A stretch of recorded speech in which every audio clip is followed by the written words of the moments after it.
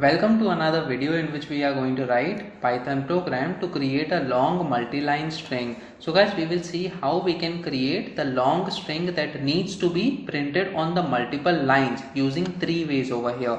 So the very first way is by using the triple quotes. It can be single or double quotes as well, but three times it should appear before and after the string. And then the second way is by using the parenthesis and a single or a double quotes over here, and then by using the backslash character as well. So guys, let us check all these methods in order to print the long multi-line string. So let's switch to VS Code over here. So the first thing that we will be doing is we will be printing the normal string. So let's say we have str1 as the variable name, and then we will say YouTube channel name is programming for beginners. So guys, this is the name of my YouTube channel, which you should definitely subscribe if you want to learn more about the programming languages. And then we will also say, and we are learning Python. So guys, this is a very simple string in Python, and we have these two statements over here inside this str1 variable. Now guys, let us say we want to print this variable string.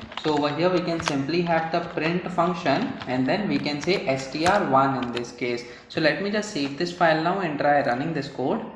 So as you can see, we have got the entire string, that is YouTube channel name is programming for beginners, and we are learning Python. Now guys, let us say we want the second statement to be printed on the second line after this particular statement. So can we do that by just getting this statement on the second line over here inside our code? So let us check that. So basically when we get this on the second line, we are getting the error. So we cannot print both these statements on two different lines just by getting the second statement over here on the second line. But instead what we can do is we can start it with the triple double quotes over here. So this double quotes is appearing only once, so we can again have these double quotes thrice, and then over here at the end as well we tell the Python interpreter that the line ends here. So guys, basically when this thing, that is three times double quotes or single quotes, is being interpreted by the Python interpreter, so what it expects is this string is going to continue on the second line as well. So it takes this statement as well to be the part of this string variable, and then in the end we have the end of this triple quotes in this case. So guys, in this way we can use this first method, that is by using the triple quotes. It can be double quotes or single quote as well. We can either use the double quotes as we have used in this case, or else we can also use the single quotes. So let me just save this file now and try running this code. So as you can see, we have got both the statements in two different lines. We have YouTube channel name is programming for beginners on one line, and on the other line we have and we are learning Python in this case. So guys, this is one way in order to create the multi-line string in Python program. Now guys, let us check another way, that is by using the parenthesis and the single or double quotes over here. So what we can do is, instead of providing the multiple double quotes or single quotes in this case, we will be using the parenthesis. So over here we start the parenthesis from here, and then we end it over here in this case. This open and close parenthesis tells the Python interpreter that this entire statement, that is first and second line of code, is the single entity. Now guys, inside these parentheses we also need to provide the string. So over here, in order to make these statements as string, we need to enclose them within the single or double quotes over here. So guys, the very first statement we have enclosed within the double quotes, and after this, since we want this particular statement, that is the second statement as well, which should be inside the double quotes once again, we need to provide /n character so that the interpreter knows that this particular line should go to the next line on the terminal. So we provide a /n character over here. Now guys, let me just save this file now and try running this code.